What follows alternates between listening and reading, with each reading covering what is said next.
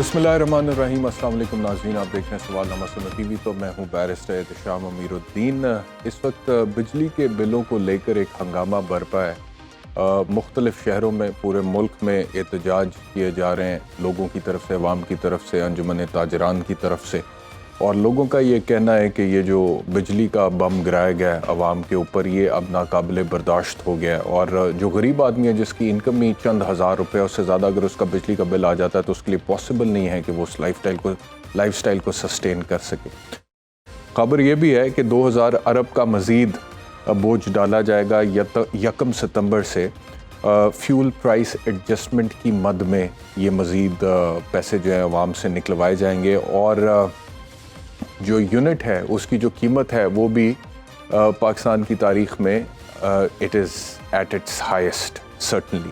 अब उसमें मुख्तलिफ़ किस्म के टैक्सेस हैं जो बिजली के बिल में डाले जाते हैं। मिसाल के तौर पे मैं देख रहा था कि सेनेट की कायमा कमेटी में बुलाया गया ज़िम्मेदारान को, और उनसे जब सवाल पूछा गया कि कौन कौन से टैक्सेस लगते हैं इसके ऊपर, तो उन्होंने कहा जी कि 7 किस्म के टैक्सेस लगते हैं, जिसमें एक जीएसटी है, एक इनकम टैक्स है, एक विदहोल्डिंग टैक्स है, उसके अलावा चंद और टैक्सेस हैं। उसकी तफसील वगैरह भी आपके साथ शेयर करेंगे। ये जो टैक्सेस हैं और जो फ़ी यूनिट कीमत में इतना इजाफा हो गया, उसके बाद जो अवाम की सूरत हाल है, तो ये एक आम आदमी की हालत है जो कि आप देख रहे थे। और सर्टनली बहुत ज़हनी दबाव का शिकार है एक आम आदमी, एक गरीब आदमी जिसकी इनकम महीने की चंद हज़ार रुपये है। वो जब 26,000 रुपया बिल उसका आएगा तो सर्टनली उसकी यही हालत होगी जो कि आप देख रहे थे। तो ये जो टैक्सेस की बात हो रही है, इन्होंने भी कहा कि बहुत सारे टैक्सेस हैं जो बिजली के बिलों में आते हैं और IMF को पहले कॉन्फिडेंस में लेना पड़ेगा। तो मैं भी आपको ये बता चुका हूँ कि जी 7 किस्म के टैक्सेस, मे बी 7 से भी ज़्यादा हों, लेकिन जो रिपोर्ट किया गया है वो ये कहा गया कि 7 किस्म के टैक्सेस हैं। तो ये किस किस्म के टैक्सेस हैं और कितना टैक्स की मद में चार्ज किया जाता है एक पाकिस्तानी से जब वो बिजली का बिल देता है। मेरे साथ माहिर टैक्स अमूर हैं ज़ीशान मर्चेंट साहब। ज़ीशान साहब बहुत ज्वाइन करने के लिए। ये ज़रा टैक्सेस का तो बता दें कि क्या सूरत हाल है, एक बिजली के बिल में किस किस तरह के टैक्सेस आते हैं जो कि देने पड़ते हैं, और असल कीमत क्या होती है जो बिजली की कंजम्पशन के मुताबिक देनी होती है एक सारिफ को, और उसके ऊपर टैक्सेस कितने फ़ीसद लग जाते हैं। बिस्मिल्लाहिर्रहमानिर्रहीम। देखिए, बिजली के बिलों पे जो है 2 तरीके के इनकम टैक्स लगते हैं, यानी टैक्सेस लगते हैं। एक जो डोमेस्टिक कंज्यूमर है उसके ऊपर, और एक जो कमर्शियल कंज्यूमर या इंडस्ट्रियल कंज्यूमर है उसके ऊपर। अब डोमेस्टिक कंज्यूमर अगर जो है उसका अगर बिजली का बिल 25,000 रुपए से ज्यादा का होता है, जिसमें ये इलेक्ट्रिक ड्यूटी और इलेक्ट्रिक कंजम्पशन के बेसिस पे, तो उसके ऊपर 7.5% इनकम टैक्स लगता है और 18% जो है वो सेल्स टैक्स लगता है। यानी 25.5% जो है वो टैक्स लगता है डोमेस्टिक कंज्यूमर के ऊपर अगर उसका बिजली का बिल 25,000 रुपए से ऊपर हो। और यही बिल अगर दुकानों पे आ जाते हैं हम, तो दुकानों पे 12% इनकम टैक्स है, 18% सेल्स टैक्स है, 4% फर्दर टैक्स है, एक्स्ट्रा टैक्स है, और एक्स्ट्रा टैक्स के स्लैब्स हैं। अगर बिजली का बिल किसी का 50,000 रुपए से ज्यादा का हो तो उसके ऊपर फर्दर टैक्स और एक्स्ट्रा टैक्स और सेल्स टैक्स मिलाकर और इनकम टैक्स मिलाकर ये तकरीबन 52% जो है वो टैक्सेस लग जाते हैं। तो जो ये तो एक नॉमिनल टैक्सेस हैं जो आज भी लग रहे थे, आज से पहले भी लग रहे थे, लेकिन जो ओवर लास्ट फ्यू वीक्स या जो 2-3 महीने से हुआ है, एक तो ये, चूंकि हम IMF प्रोग्राम में जब से गए तो हमने कहा कि जिस भी किस्म की सब्सिडी थी, IMF का ये कहना था कि सब्सिडी को खत्म कर दिया जाए। तो जो पहले लोअर यूनिट्स वालों को थोड़ी बहुत सब्सिडी मिलती थी, अब वो सब्सिडी एक तो खत्म कर दी है। इसी के साथ साथ जो है, क्योंकि बिजली की जो कॉस्ट ऑफ प्रोडक्शन है वो बढ़ गई है, तो जैसे कॉस्ट ऑफ प्रोडक्शन बढ़ी है तो सेल्स टैक्स का इम्पैक्ट, चूंकि वो परसेंटेज में लग रहा है, इनकम टैक्स का जो परसेंटेज में लग रहा है, तो उसका इम्पैक्ट जो है तकरीबन 50% या 52% के करीब कमर्शियल कंज्यूमर में और तकरीबन 25.5% के करीब इंडस्ट्रियल कंज्यूमर को इस वक्त देना है, जिसकी वजह से जो है आप ये देख रहे हैं पिछले कुछ दिनों से लोग जो है बहुत ज्यादा जो है इस वक्त इस पे गमो गुस्से का इजहार कर रहे हैं। और यकीनन क्योंकि प्राइसेस सिर्फ इलेक्ट्रिसिटी की नहीं बढ़ी, आप अगर कमोडिटी की प्राइसेस देखें, जो रोजमर्रा के खाने पीने की अशिया है या ट्रांसपोर्ट है, हर चीज की प्राइस बढ़ गई है। और ये एक एडेड जो इस वक्त जिसको इलेक्ट्रिक का बिल जैसे आया है, तो ये फ्यूल टू फायर हो गया है। यानी इस वक्त एक आम ही, मैं अपने बड़ी छोटी सी एग्जांपल देता हूँ, अपने ऑफिस के पियोन का बैठ आज खर्चा उसके साथ करता था कि तुम्हारा खर्चा होता कितना है, तो घर का किराया उसमें नहीं जोड़ा, लेकिन उसका कन्वेंस, उसका महीने का खाना पीना और उसका रहना सहना मैंने जब देखा तो उसका तकरीबन 50 रुपए से ऊपर का तो सिर्फ उसका बुनियादी खर्चा है, जिसमें ना भी कोई ऐसे खर्चे हैं, ट्यूशन की फीस है, ना उसके घर का किराया है। लेकिन तो इस वक्त मेरे ख्याल से जिंदा रह ही नहीं सकता, जिस किस्म से महंगाई बढ़ चुकी है। तो चूंकि अदरवाइज हर चीज पे महंगाई बढ़ी है, तो ये बिजली भी बढ़ी है, और ये आने वाले जैसे पेट्रोल, जैसे डॉलर बहुत तेजी से बढ़ रहा है, मैं समझता हूँ कि आने वाले दिनों में ये मजीद इलेक्ट्रिसिटी भी महंगी होगी, मजीद पेट्रोल भी महंगा होगा। और ये बताते हुए कोई बहुत अच्छा नहीं लग रहा कि ये प्राइस से आगे जाके बहुत ज्यादा और बढ़ेगी और एक आम आदमी के ऊपर इसका बहुत बुरा इम्पैक्ट आएगा। तो फिर इसका मतलब है कि जो आप कह रहे हैं कि आने वाले दिनों में मजीद बुरा इम्पैक्ट आएगा या प्राइसेस बढ़ जाएंगी, तो ये जो निगरान सेटअप है, इससे अगर कोई लोगों को थोड़ी बहुत उम्मीद है, इसका मतलब है कि वो उसके कोई समरात सामने नहीं नज़र आएंगे। क्या ये निगरान सेटअप की कैपेसिटी में है या इनके इख्तियार में है कि ये अवाम को किसी किस्म का कोई रिलीफ दे सकें? फिर देखिए, ये जो भी इक़दाम करेंगे तो उसका तो शॉर्ट टर्म कोई इफेक्ट नहीं है, कम अज कम भी अगर उसका इफेक्ट आएगा तो 3 से 4 महीनों के बाद आएगा। चूंकि इस वक्त तो हम IMF के साथ कमिटेड हैं कि हमें चीजों को जो है, जो टैक्सेस का रेवेन्यू है, वो हमें दिसंबर तक कितना टैक्स कलेक्ट करना है, अभी हमने 2 महीने में कितना टैक्स कलेक्ट किया है।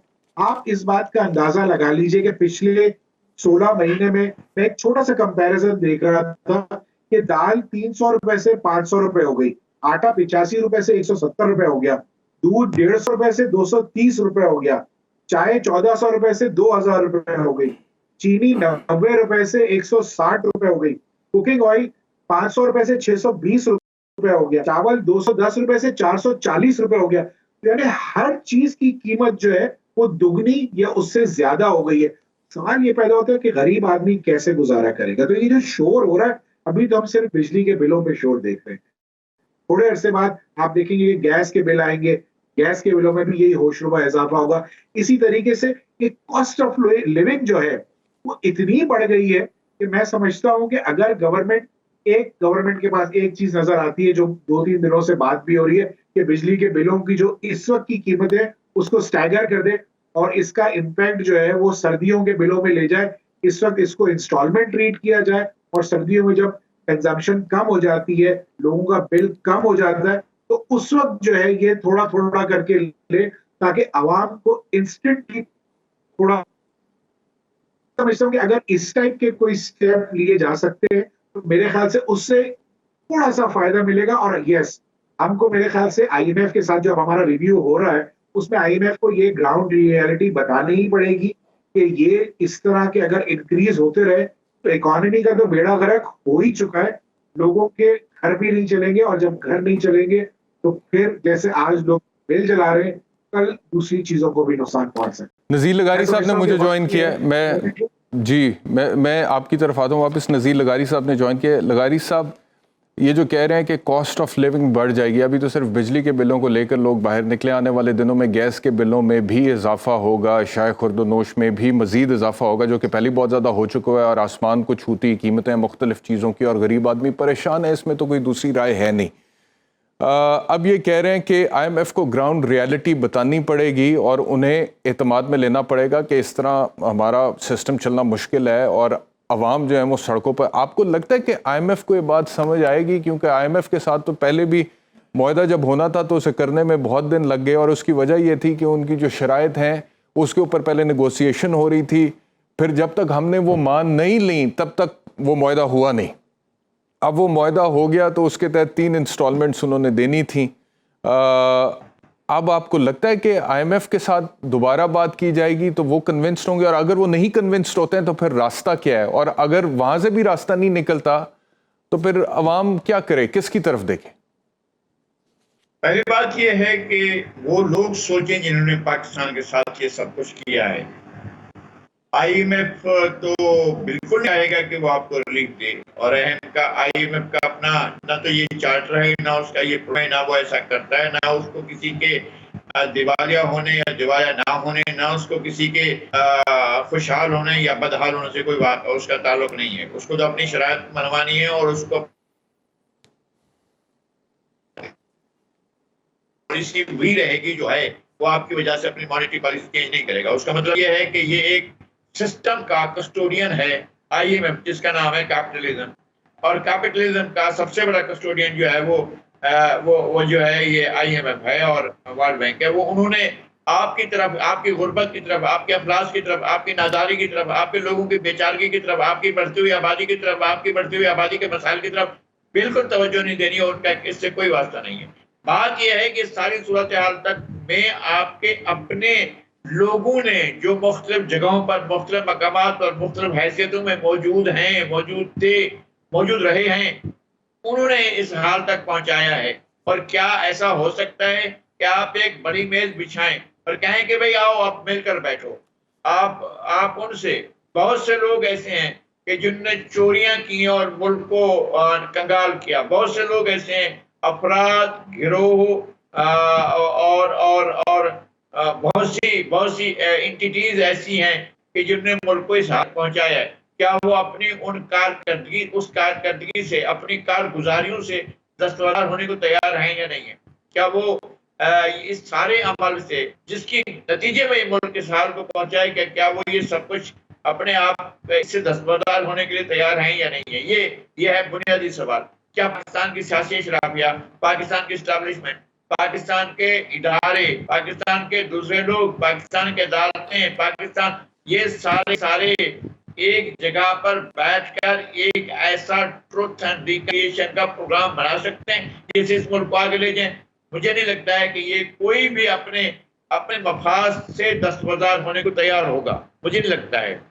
और कोई भी शख्स जो है वो कैसे छोड़ देगा अपनी उन मराद को? अगर किसी के घर में महीने में 1 अरब रुपया आ रहा है तो वो ये सोचेगा ना यार 2 अरब आने चाहिए, 1 अरब क्या होता है? और अगर किसी के हाथ में कुछ और आ रहा है तो वैसे ही सोचेगा। ये नहीं सोचेगा कि भाई इस मुल्क की आबादी जो मेहनत करती है, जो कुछ काम करती है, उसको कुछ मिलना चाहिए, उसको रिलीफ तो मिलना चाहिए, उसको जीने का हक।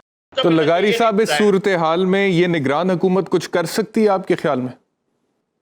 नहीं, मुझे नहीं लगता है कि अब इनके हाथ में कोई चीज रह गई है। इनको क्या, किन शराइत पर उन्होंने जो शराइत मानी थी, उन्होंने कौन सा ऐसा रास्ता अख्तियार किया था कि जनाब हम बैठकर तमाम लोगों को एक पेज पर लें और तमाम लोगों के साथ मिल बैठें और तमाम लोगों को कहें कि जनाब इनफ है, जनाब अब जो कुछ हो गया है, और हम सब अपनी अपनी कारगुजारियों से, उस्तादियों से और मुल्क को हाल तक पहुंचाने के अमल से दस्तबरदार होते हैं, और हम फिर चाहते हैं कि सारे मुल्क के लोग बैठकर इस मसले को हल करें।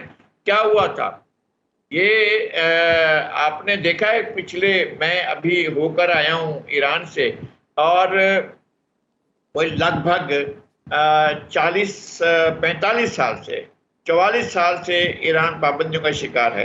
ईरान को आइसोलेट किया जा चुका है, ईरान के साथ बात करने को तैयार नहीं, अमेरिका का सफारतखाना अब भी नहीं है, अब जाकर सऊदी अरब ने उसके साथ आया है। उससे पहले ईरान को आइसोलेट करके रख दिया गया था। ईरान इस वक्त पूरे मिडिल ईस्ट में सबसे ज्यादा ज़राई पैदावार कर रहा है, सबसे बड़ी सनती पैदा कर रहा है, और इस वक्त सबसे बड़ा जो बाजार है, शॉपिंग मॉल है, वो अब दुबई वाला नहीं रहा है, उससे दुगना बड़ा शॉपिंग मॉल जो ईरान में आ गया है। वो अपने आप को उन्होंने मैशत, और उनकी मैशत दुनिया के 18वीं बड़ी मैशत बन चुकी है।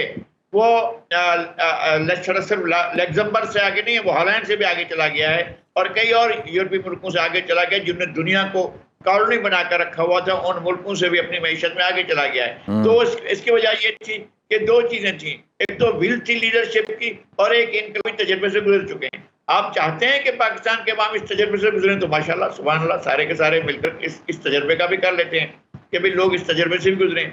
कब तक लोग खुदकुशियां करेंगे? कब तक लोग अपने बच्चों के लिए पुलिस को फोन करेंगे कि हेलो हमारे बच्चे भूखे हैं, या बच्चे फोन करके कहेंगे हेलो पुलिस वाले हम लोग भूखे बैठे हैं, हमारे कुछ कर सकते हो? ये कब तक होगा? और कितने पुलिस वाले जो हैं घर पर खाने पहुंचाएंगे?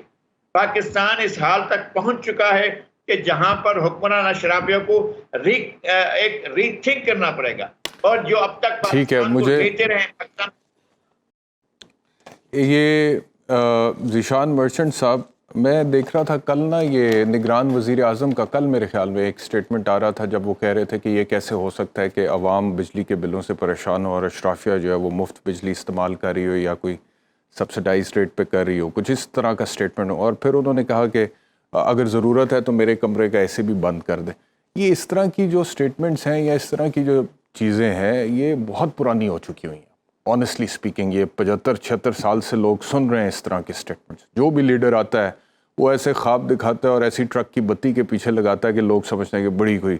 अब लोग, बहुत लोगों को ट्राइड एंड टेस्टेड है, बहुत सारे लोग ट्राई भी कर चुके हैं, टेस्ट भी कर। अब इस तरह के कोई स्टेटमेंट्स के मिसाल के तौर पे अगर ज़रूरत है तो मेरे कमरे का ऐसे भी बंद कर दें, आपको लगता है इससे ये जो इज़्तिराब की कैफियत लोगों में इस वक्त मौजूद है बिजली की बढ़ती हुई कीमतों को लेकर, इसमें कोई कमी वाक़ई होगी? पर्टिकुलरली गिवन द फैक्ट कि मैं ये देख रहा था कि कैपेसिटी पेमेंट्स की मद में ये जो सेनेट की कायमा कमेटी का इजलास हुआ है उसमें जो जॉइंट सेक्रेटरी पावर फाइनेंस थे उन्होंने बताया कि गुज़श्ता माली साल में कैपेसिटी पेमेंट्स की मद में 1300 अरब रुपए दिए हैं और रवा माली साल में 2000 अरब रुपए का तखमीना है। अब ये कैपेसिटी पेमेंट वो पेमेंट है कि जो बिजली हमने इस्तेमाल नहीं भी की है लेकिन पावर प्लांट की कैपेसिटी के मुताबिक हमने उनको पे करनी है।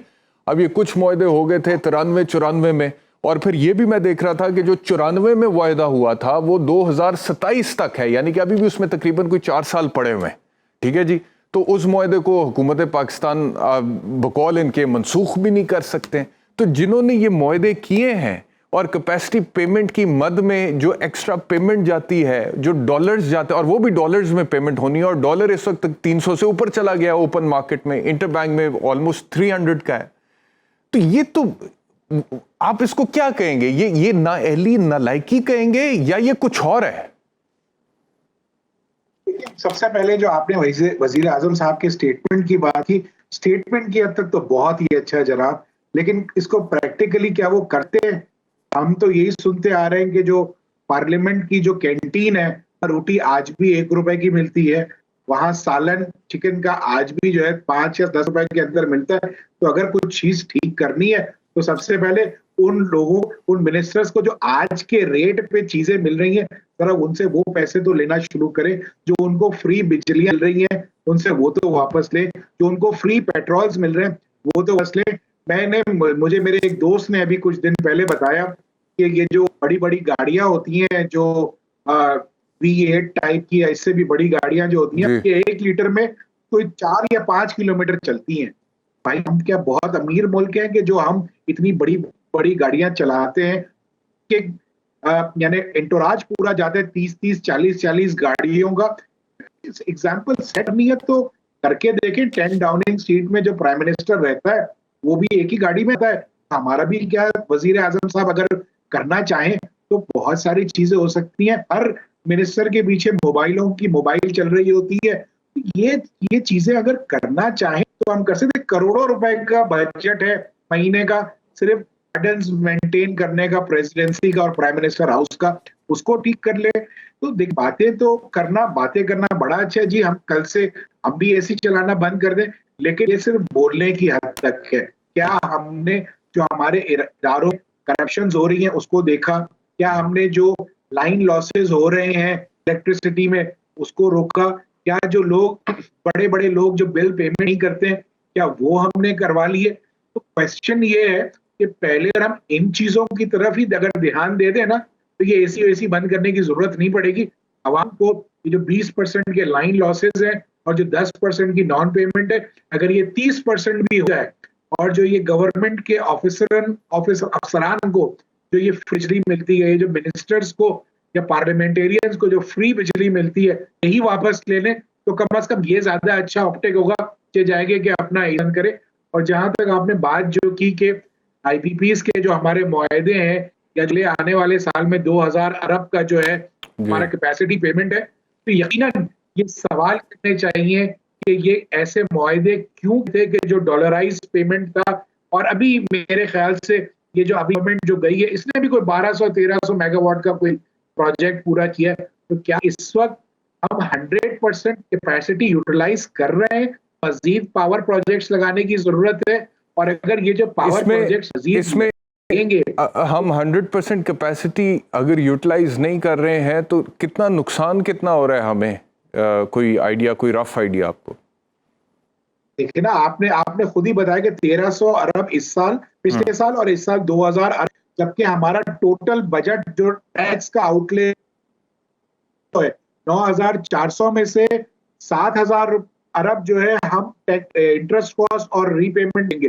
2000 अगर इसका हमारा डेफिसिट है तो 9000 तो यही पूरा हो गया। तो क्या डेवलपमेंट हो, क्या तरक्की पाकिस्तान में हो सकती है? क्या कॉस्ट ऑफ नहीं, ये पता नहीं, ये डेफिसिट मेरे ख्याल में नहीं है। इसमें उन्होंने कहा है कि गुज़श्ता माली साल कैपेसिटी पेमेंट्स 1300 अरब रही, ये खसारा नहीं है। ये जो टोटल पेमेंट मेरे ख्याल में गई है वो है, उसका जिक्र है कि ये 1300 अरब गई है और इस माली साल में 2000 अरब रुपए का तख्मीन है। अब इसमें से खसारा कितना है ये हमें नहीं पता अभी, कि कितनी कैपेसिटी हमने यूटिलाइज किया है और खसारा उसमें से कितना है, ये यहाँ पे क्लियर नहीं है अभी। ये एक्चुअली मेरा जो अभी जैसे लगारी साहब ने भी कहा कि हमें सच बोलना होगा, हमें चीजों को सच बताना होगा, हमें मर्ज को आइडेंटिफाई करके बताना होगा कि ये अमराज हैं जिसमें पाकिस्तान घिरा हुआ है और इन अमराज का ये एक हल हो सकता है।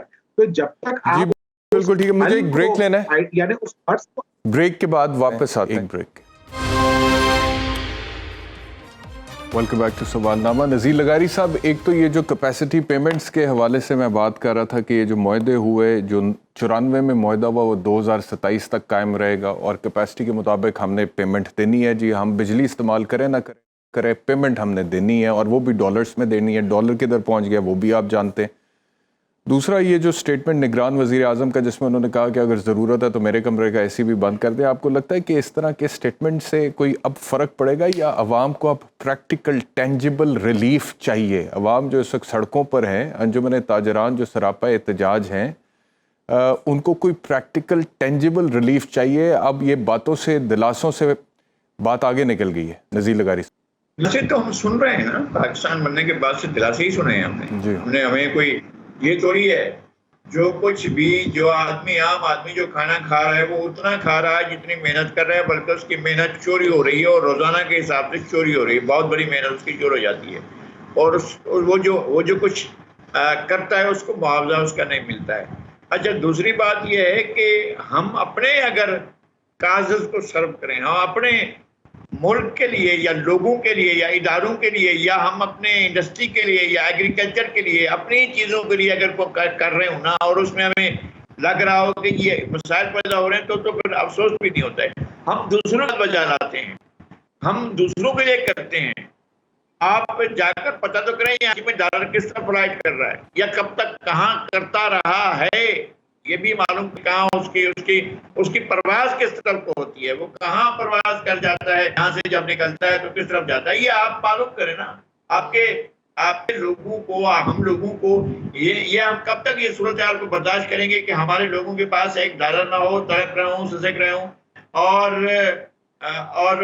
जो है आपके प्यारे राज दुलारे माजी के आपके महबूब और आपके सारे वजूद के ऊपर खेलने वाले जो हैं वो ऐश करें, मजे करें, आपको आपके बच्चों की रोजी रोटी जिस तरह से भी है वो भी खा जाए। हमने ये सोचा ही नहीं है कि ये मुल्क हमारा है, हमने इस मुल्क ओनरशिप नहीं दी है, हमने इस वादी चंद को अपनी सरजमीन समझाई नहीं है, हमने समझा लूट का माल है, इसको लूटो यार, कोई परवाह नहीं है, ये बाप का माल नहीं है, ये हमारा कोई थोड़ी है, हमें मिल गया है, लूट का माल है, पड़ा हुआ था, हमने इसको उठाया, अब इसको खाना है,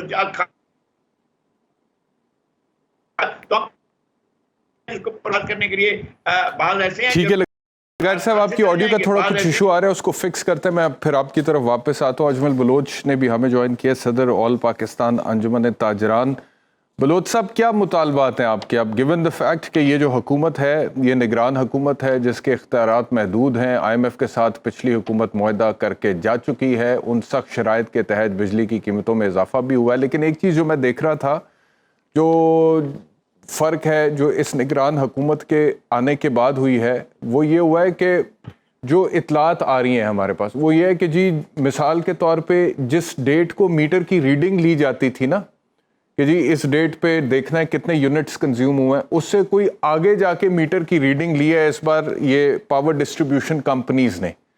तो अब जब आगे जाके ली है तो उसमें जो शख्स महीने पूरे में 200 यूनिट इस्तेमाल करता था उसका पर यूनिट बिल 200 यूनिट के हिसाब से कम कीमत पे आता था पर यूनिट। लेकिन जब वो आगे जाके रीडिंग लिया है तो वो 200 यूनिट से ऊपर की रीडिंग आई है। तो जब वो 200 यूनिट से ऊपर की रीडिंग आई है तो फिर पर यूनिट कॉस्ट भी बढ़ गई है, क्योंकि 200 यूनिट से नीचे अगर आप इस्तेमाल करें तो पर यूनिट कॉस्ट कम है उससे ज्यादा। इस वजह से गरीब आदमी बहुत ज्यादा इफेक्ट हुआ है। ये जितने भी लोग इस वक्त सड़कों पे नजर आ रहे हैं, जिसमें कुछ रिक्शे वाले हैं, कोई मजदूर है, कोई दूसरा काम करता है, जिनकी बड़ी लिमिटेड सी एक इनकम है, चंद हजार रुपए हैं, चंद यूनिट्स वो 100-200 यूनिट्स इस्तेमाल करते थे, वो इसीलिए परेशान है कि पर यूनिट कॉस्ट उनको बहुत ज्यादा पड़ा है इस वजह से क्योंकि रीडिंग अगली डेट्स में जाके ली गई है। तो ये इस निगरान हुकूमत के दौर में अभी हुआ है जिसकी वजह से लोग परेशान है। बहरहाल जो सूरत हाल है, जो इनके महदूद इख्तियारात हैं, IMF के साथ मुआहदा पिछली हुकूमत कर चुकी है, उसको मद्देनजर रखते हुए अब आप लोगों की डिमांड्स क्या हैं, आपके मुतालबात क्या हैं? देखिए, एक बात तो ये है कि ये जो निगरान हुकूमत है ये वाहिद निगरान हुकूमत है जिसके पास इख्तियार हैं। आज तक जितनी भी निगरान हुकूमतें आई हैं वो सिर्फ इलेक्शन के लिए आई हैं। ये जो गवर्नमेंट गई है ये जाते वक्त बिल पास करके इख्तियारात दे के गई है। ये तमाम वायदे कर सकते हैं, ये बिलों को ये अवाम पर जुल्म कर सकते हैं, जो हो रहे थे उनमें तसलसल जारी रख सकते हैं, ये सारे काम कर सकते हैं। दूसरी बात अभी थोड़ी देर पहले लगारी साहब कर रहे थे, जो आपने पूछा, वजीर आजम साहब ने कहा जी मेरे दफ्तर की बिजली AC बंद कर दें। यही बात शहबाज शरीफ साहब ने कहा था कि मैं कपड़े बेच के मुल्क संवारूंगा। ये मुल्क के साथ मजाक है। अभी निगरान वजीर आजम साहब ने कुछ दिन पहले कहा कि जो लोग मुल्क छोड़ के जाना चाहते हैं क्या फर्क पड़ता है इससे। आज अगर लोग बिल नहीं जमा कराते हैं तो कहा जाएगा फिर क्या फर्क पड़ता है इनसे। और भाई बात यह है कि आप मेहरबानी करें, इतना तो कर दें, ये जो मुआहदे हुए हैं बिजली सप्लाई बिजली बनाने वाली कंपनियों के साथ बड़े पुराने, आज तक किसी ने उनको रीशेड्यूल नहीं किया है। वो बंद भी पड़ी हो तो आपने उनको पैसे अदा करने हैं, पैसे भी डॉलरों में अदा करने हैं, फिर पाकिस्तानी रुपए में क्यों नहीं करते हैं। दूसरी बात, आप कह रहे हैं कि जी ये जो टैक्सेस हैं, अब ये टैक्सेस लगे थे 2018 और 14 के दरमियान में। इसाक डार साहब जाते वक्त ये सारे टैक्सेस, ये जनरल सेल टैक्स, ये एडवांस इनकम टैक्स, ये फर्दर टैक्स, ये एक्स्ट्रा टैक्स, ये फ्यूल एडजस्टमेंट टैक्स, मेरे पास एक बिल पड़ा है। आप कहते हैं ना कि ज्यादा, ये बिल मेरे पास पड़ा है, इस पे टोटली मेरे 7 ऑफिस से बंद पड़ा है, 10 यूनिट चले और 9,500 रुपए बिल है। आप अगर यूनिट डाल भी देंगे, रेट्स इतने बढ़ा दिए, उस वक्त लोगों को पता नहीं चला था कि बिजली के रेट्स कम थे जिनकी वजह से ये टैक्सेस का पता नहीं चलता था, ये टैक्सेस थोड़े होते थे। अब जो ही रेट बढ़े हैं ये टैक्सेस इतने ज्यादा बीच में जमा होते हैं कि पर यूनिट 100 रुपए ज्यादा कास्ट कर गया है। तो चाहिए ये कि फिलहाल ये फौरी तौर पे इसको वापस ले लें, वरना क्या होगा, जो इस वक्त सूरत हाल है, जो लोगों के पास पैसे नहीं है बिल जमा कराने के, खुदा न खास्ता कहा जा रहा है जी कि IMF के साथ मुआहदा है, ये वापस हमने कर नहीं सकते। और भाई अगर आप वापस नहीं कर सकते हैं, लोगों ने बिल ना जमा कराए, तो फिर आप कहां खड़े हैं और IMF कहां खड़ा है, इसका फैसला कर लें। लोग इस वक्त बिल्कुल मूड में, लोगों को मीटरों से बिजली की तारें निकालना पड़ी तब भी लोग निकालने के लिए तैयार हैं। कितने लोगों की बिजली आप बंद कर देंगे। कौम की तरफ देखें, हुकूमत वही अच्छी होती है, निगरान हो या ना निगरान हो। इलेक्टेड हो गया, जो इलेक्टेड होकर आए थे उन्होंने क्या किया है, 16 सालों में इतना जुल्म किया है कि पाकिस्तान की तारीख में इतना नहीं था। इसके जिम्मेदार वो हैं, इनको भी तसलसल दे गए हैं। अगर ये बिल नहीं जमा कराएंगे तो हम मुसीबत में जा चुके हैं, मजीद चले जाएंगे। दुकानदार की, अब दुकानदार क्यों चिल्ला रहा है, कमर्शियली और रेट ज्यादा है। कमर्शियली बिजली जब आप जलाते हैं तो मैं आपको बता रहा हूं कि 10 यूनिट की ये 9,500 का बिल मेरे पास पड़ा हुआ है। ये क्यों है? ये हमारे हुक्मरानों की अयाशियों की वजह से है। ये जो फजूल के खराजात हैं, ये जो इतनी मराहत हैं, ये बिजली मुफ्त, गैस मुफ्त, पेट्रोल मुफ्त, घर मुफ्त,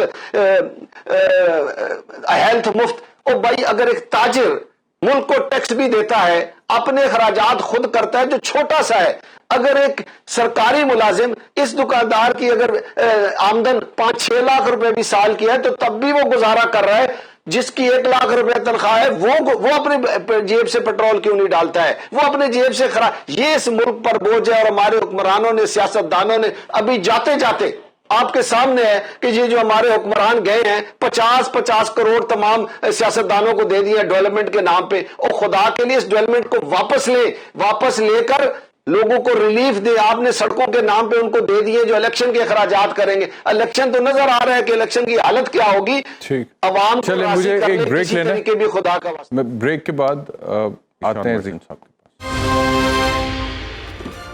welcome back to Sawalnama. Zeeshan Merchant साहब, ये अजमल बलोच साहब अभी जो हवाला दे रहे थे निगरान वज़ीर आज़म की अर्लियर स्टेटमेंट का, जिसमें उन्होंने जिक्र किया कि लोग अगर कुछ पाकिस्तान से बाहर जा रहे हैं तो क्या फ़र्क पड़ता है, तो कोई फ़र्क नहीं पड़ता। मिसाल के तौर पे अगर लोग एक रीजनेबल प्रोपोर्शन में मुल्क से बाहर जा रहे हैं तो उससे कोई फ़र्क नहीं पड़ता। उनमें फर्क तो बहुत फर्क पड़ता है। देखें, अगर हम ये सोचते रहे कि पाकिस्तान से लोग बाहर जा रहे हैं, 4.5 लाख लोग इस 6-7 महीने में पाकिस्तान चले गए, पिछले साल 10 लाख लोग चले गए। ये कौन लोग हैं? ये वो लोग हैं कि जो पाकिस्तान में किसी न किसी लेवल पे पहले काम कर रहे थे, एक अच्छे लेवल पे या मीडियम लेवल पे काम कर रहे थे। तो जिसको हम ब्रेन ड्रेन की बात करते हैं, ये वो लोग हैं। अगर सारे अच्छे लोग पाकिस्तान से चले गए फिर पाकिस्तान में क्या रह जाएगा? हमारा, मेरे ख्याल से अलमिया यही है कि जो हमारी स्ट्रेंथ्स है हम उसको समझते हैं कि वो जो स्ट्रेंथ है उसको छोड़ो, पहले दूसरी चीजों को ठीक करने की कोशिश करो। उसमें वो स्ट्रेंथ भी वीकनेस में बदल रही है और ये एक अलमिया है। अगर एक वजीर आजम ये कह रहा है कि लोग बाहर आ रहे हैं तो ये तो कोई तरीका ना हुआ। हमें अपनी वीकनेसेस को ठीक करना है, हमें बढ़ती हुई महंगाई को इस वक्त रोकना है। हमें जो आने वाला जो अभी इन द बिजनेस सेक्टर में ये बात हो रही है कि डॉलर जो है वो 400 रुपए का हो जाएगा। Where are we heading? क्या हम ये चाहते हैं कि एक गरीब आदमी को जो है जीते जी मार दिया जाए? क्या हम ये चाहते हैं कि यहाँ पे सिविल नाफरमानियां हो जाए? क्या हम ये चाहते हैं कि जो आज हमारे पास काम करते हैं वो हमारी गर्दनों तक आ जाए? ये किस तरफ, ये क्या डायरेक्शन है इस वक्त हमारी? ठीक है, मुश्किलात हैं, ठीक है, परेशानियां हैं, लेकिन कोई एक रोड मैप तो नजर आए। मैं फिर लगारी साहब की बात से फिर उसको दोहराना चाहूंगा कि सच बोलना पड़ेगा, आइडेंटिफाई करना पड़ेगा, आइडेंटिफाई कर उसका कोई ना कोई हल बैठ के बनाना पड़ेगा। हमारे पास, मैं भी कुछ अर्से पहले देख रहा था कि हमारे पास थरकोल में 1750 बिलियन टन का कोयला है, जो अगर हम 1 लाख मेगावाट हर साल बनाए तो 250 साल की बिजली बन सकती है। हमारे पास रिकॉर्ड एक है जिसमें $1 ट्रिलियन के रिजर्व्स हैं। पाकिस्तान का शेयर 50% है। $500 बिलियन का जो है उसका शेयर बनता है। 40 साल का प्रोजेक्ट है।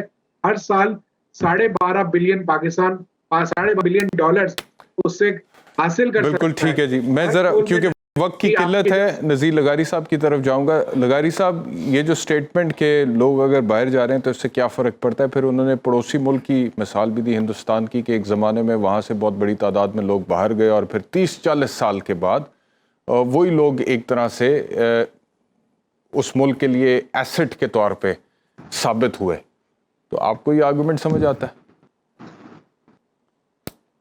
नहीं, तो हिंदुस्तान और चीन की मिसाल भी देना। चीन में भी लोग बाहर थे और लोग वापस आए, मुल्क ने वापस मौका दिया, लोग वापस आए। आपका ख्याल है कि आपके यहाँ ये जो हैयत है इस वक्त मौजूद है जो पाकिस्तान को आगे नहीं बढ़ने दे रही, वो कल नहीं रहेगी, 10 साल बाद नहीं रहेगी, 5 साल बाद नहीं रहेगी?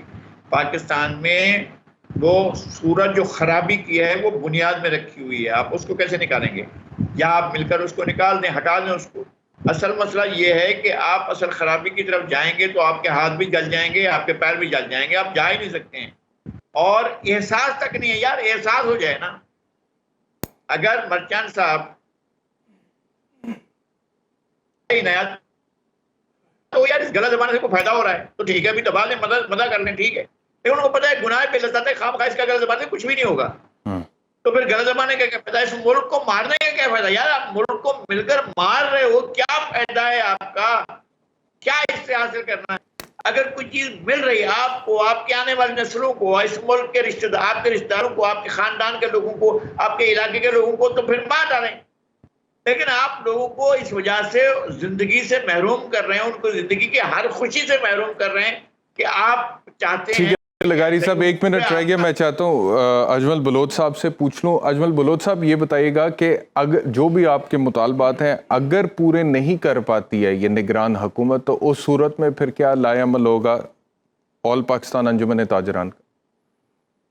देखिए, ऑल पाकिस्तान अंजुमन ताजरान ने तो कल पूरे मुल्क में एहतजाज है, हर जिला हर तहसील में, और 31 तारीख को हमारी शटर डाउन हड़ताल है। नहीं मानेंगे तो फिर 2 दिन की भी कर सकते हैं हम, 3 दिन की भी उसके बाद कर सकते हैं।